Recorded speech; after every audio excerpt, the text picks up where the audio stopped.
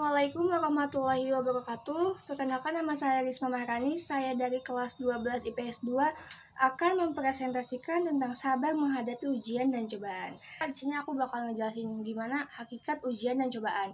Di sini ada 5 macam, aku bakalan sebutin masing-masing dan ngejelasin juga. Yang pertama ada ujian adalah kesulitan. Gak ada yang namanya kalau misalnya ujian itu mudah. Semua ujian itu pasti sulit, susah, dan harus butuh perjuangan. Jadi Allah itu ngasih ujian dan cobaan ke kita itu supaya Allah tuh pengen ngeliat kita tuh sabar apa enggak, dan kita tuh bakalan nerimain atau enggak gitu. Karena enggak semua orang yang bisa nerimain semua ujian dan cobaan yang Allah kasih. Oke, next. Yang kedua ada ujian bukanlah sesuatu yang mustahil bisa dilaksanakan. Nah, jadi enggak semua orang itu bakalan bisa ngelaksanain semua ujian yang Allah kasih, karena setiap manusia itu beda-beda. Ada yang bisa nerima ujian tersebut, ada yang nggak bisa nerimain ujian dan cobaan tersebut. Next, yang ketiga ada ujian adalah pembeda. Nah, jadi ujian ini bisa membedakan antara hamba beriman dengan hamba munafik. Kayak misalnya ujian aku sama kamu itu beda gitu, karena nggak akan mungkin lah ujian kita itu sama gitu, karena pasti ada bedanya. Oke, next. Yang keempat ada ujian berlaku terus-menerus. Nah, jadi selama kita ada di dunia ini, pasti ujian itu bakalan terus-menerus datang kepada kita. Oke, next. Yang kelima ada ujian memiliki tingkat kesulitan yang berbeda-beda.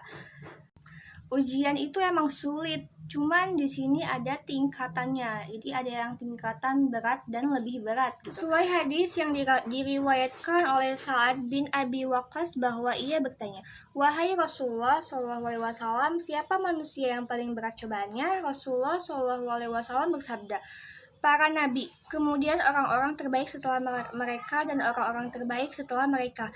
Seseorang itu diberi cobaan sesuai dengan agamanya. Jika agamanya kuat, maka cobaannya pun berat.